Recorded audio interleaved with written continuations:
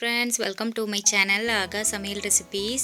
இன்னைக்கு நாம டேஸ்டியான சீவியான ஒரு கேரட் அல்வா ரெசிபி தான் பார்க்க போறோம். 1/4 கிலோ கேரட் இருந்துச்சுனா இத சட்டுன்னு செஞ்சிரலாம். வாங்க फ्रेंड्स வீடியோக்குள்ள போகலாம். 1/4 கிலோ கேரட்டை தோல் சீவிட்டு இந்த மாதிரி கட் பண்ணி எடுத்துக்கோங்க. இப்போ இத ஒரு மிக்ஸி ஜார்ல மாத்திக்கோங்க.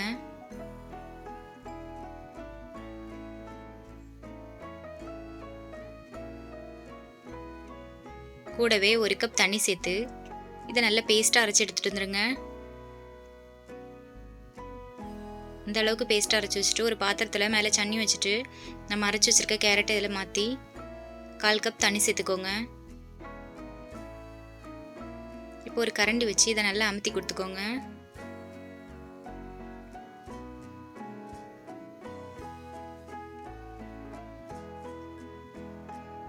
இப்போ நமக்கு தேவையான கேரட் ஜூஸ் ரெடி ஆயிடுச்சு. இது கூடவே 1/2 கப் சோள மாவு, ஒரு பிஞ்ச் உப்பு, கொஞ்சமா ஃபுட் கலர் சேர்த்துக்கோங்க. ஃபுட் கலர் ஆப்ஷனல் தான், நான் வீடியோக்காண்டி தான் சேர்த்துருக்கேன். இப்போ இதை கட்டி இல்லாமல் நல்லா மிக்ஸ் பண்ணி கொடுத்துக்கோங்க. இப்போ ஒரு கடாயில் 1 கப் சர்க்கரை சேர்த்துட்டு கூடவே சர்க்கரை மூழ்கிற அளவுக்கு தண்ணி சேர்த்து இதை மிக்ஸ் பண்ணி கொடுத்து கொதிச்சு வந்ததும் நம்ம எடுத்து வச்சிருக்க கேரட் ஜூஸை இதில் சேர்த்துக்கலாம்.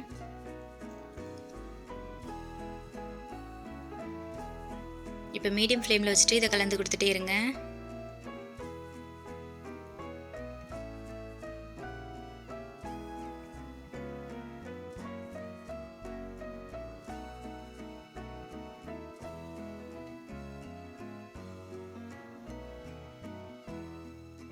இப்போ கொஞ்சம் கொஞ்சமாக அல்வா கலர் மாதிரி வந்துட்டு இருக்கு. இந்த ஸ்டேஜில் இது கூடவே 1 டீஸ்பூன் ஏலக்காய் தூள், கொஞ்சமாக பாதாம் முந்திரி இடித்து வச்சுருக்கேன், அதையும் சேர்த்துக்கிறேன். 1 டேபிள் ஸ்பூன் நெய் சேர்த்து இதை கலந்து கொடுத்துக்கோங்க. இதை மிக்ஸ் பண்ணி கொடுத்துட்டு ஒரு பாத்திரத்தில் கொஞ்சமாக நெய் தடவிட்டு மேலே கருப்பியல் வெள்ளையல் கொஞ்சமாக தூவிக்கோங்க.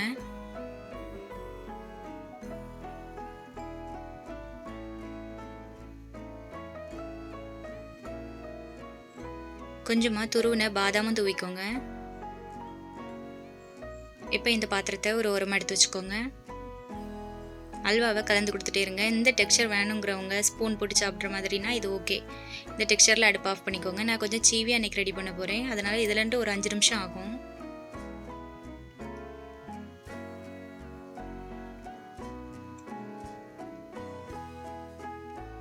இப்போ சீவியான அல்வா ரெடி ஆயிடுச்சு. ஸ்டவ் ஆஃப் பண்ணிக்கலாம்.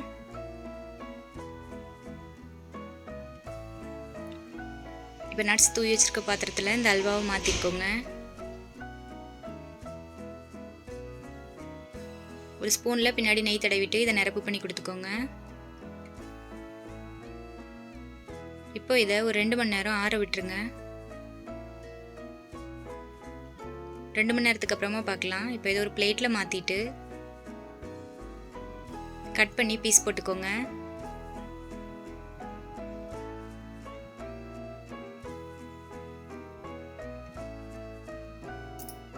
அல்வா சாப்பிடும்போதே நல்லா சீவியாக டேஸ்ட்டாக இருக்குது. நீங்களும் செஞ்சு பாருங்கள். உங்களுக்கு இந்த ரெசிபி பிடிச்சிருந்தனா என்னோட சேனலை சப்ஸ்கிரைப் பண்ணுங்கள், கமெண்ட் பண்ணுங்கள், ஷேர் பண்ணுங்கள். தேங்க்யூ.